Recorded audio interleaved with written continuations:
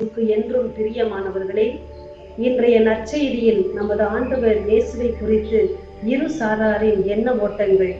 ஒரு சாரார் மக்கள் கூட்டம், மற்றொரு சாரார் சீடர்கள் கூட்டம். மக்கள் கூட்டத்தினர் இயேசு செய்த யாவற்றையும் பார்த்து அவரை குறித்து வியப்படைகின்றனர். என்ன இவருடைய செயல்கள்?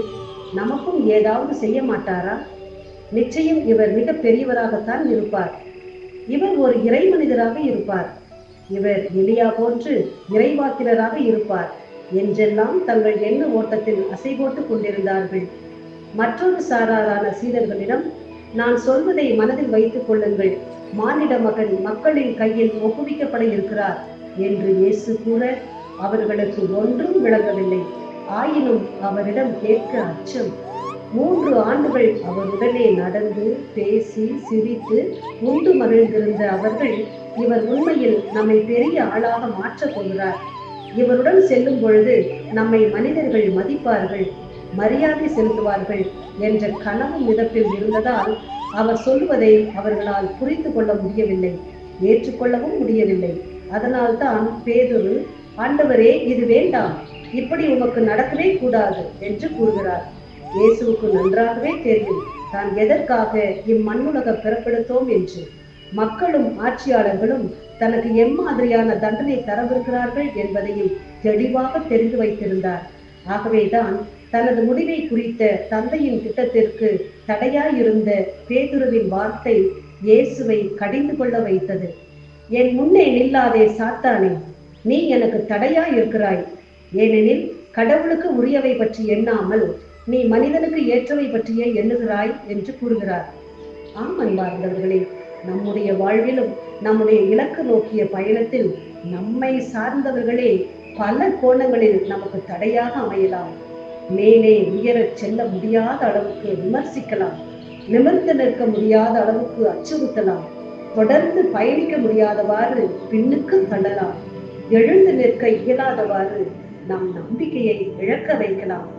ஆயினும் கலங்காதீர்கள், ஏனெனில் திருத்தூதர்கள் இயேசு சிலுவையில் அறையப்பட்டவுடன் அவர்களின் கனவு காணாமல் போய்விட்டது.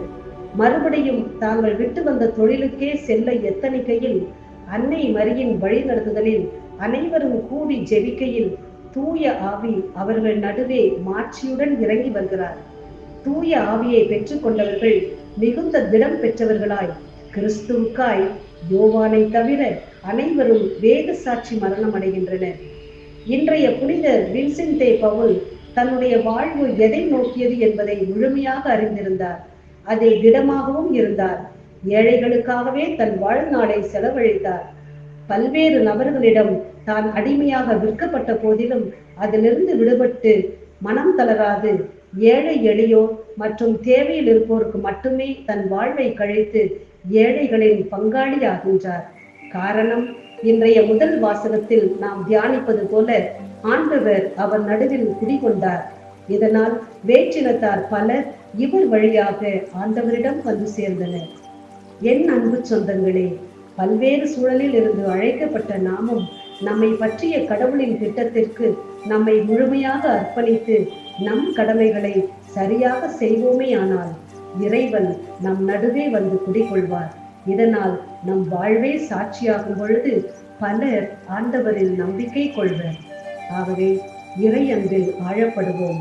விண்ணையும் மண்ணையும் உண்டாக்கிய ஆண்டவர் சீயோனிலிருந்து உங்களுக்கு ஆசி வழங்குவாராக.